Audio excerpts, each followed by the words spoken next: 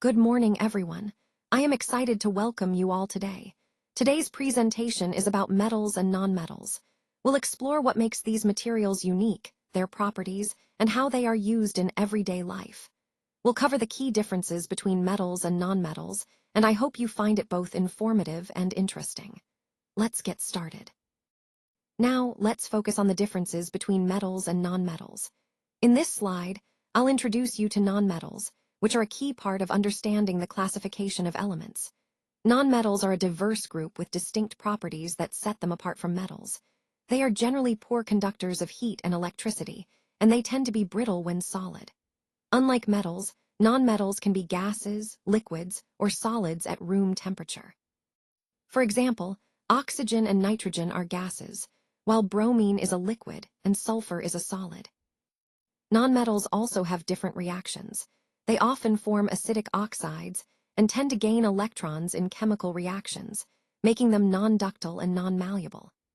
These characteristics are crucial because they influence how nonmetals are used in everyday life and industry. Understanding these differences helps us appreciate the unique roles each element plays in the natural world and technological applications.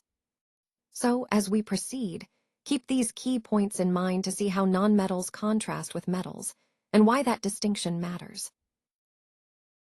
Now, let's talk about nonmetals and how they differ from metals. Nonmetals make up a smaller portion of the elements, about 1/3, and they tend to be less familiar because they don't share all the useful properties that metals have. For example, nonmetals generally can't conduct electricity or heat very well, which is a big contrast to metals, known for their excellent conductivity.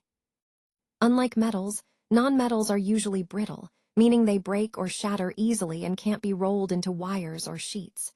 At room temperature, nonmetals can exist in two main states: gases like oxygen or solids such as carbon.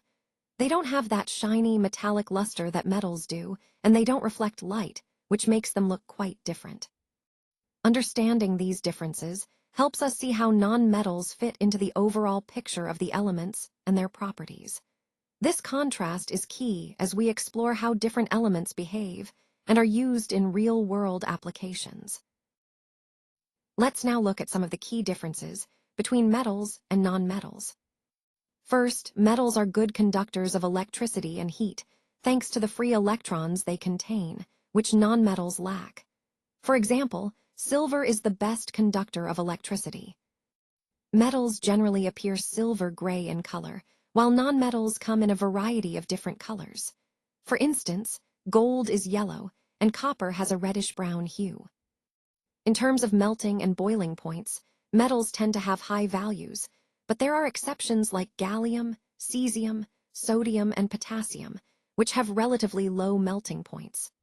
Nonmetals, on the other hand, usually have low melting and boiling points, though diamond and graphite are notable exceptions with very high melting points.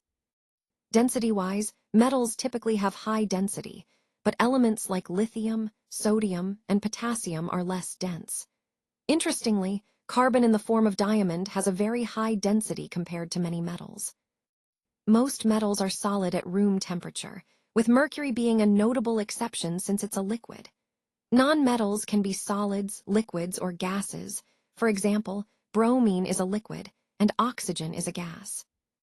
When it comes to hardness, metals are generally hard, but some like lithium, sodium, and potassium are quite soft. Nonmetals tend to be brittle and not hard, with diamond standing out as the hardest substance on Earth. Luster is another distinguishing feature. Metals are shiny or lustrous, while nonmetals are dull, except for iodine crystals, which are lustrous. Metals are excellent conductors of heat and electricity, whereas nonmetals are poor conductors.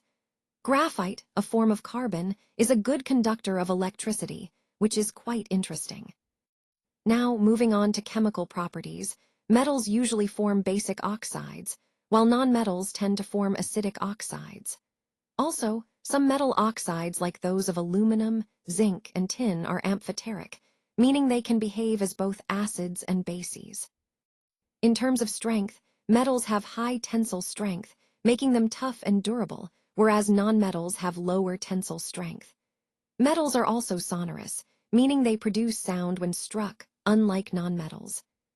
Lastly, regarding malleability and ductility, metals like gold and silver are highly malleable and ductile, meaning they can be hammered into sheets or drawn into wires.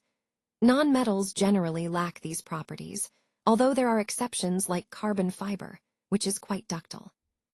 Connecting all these points helps us understand the fundamental differences between metals and nonmetals, and how these properties influence their uses in everyday life and industry.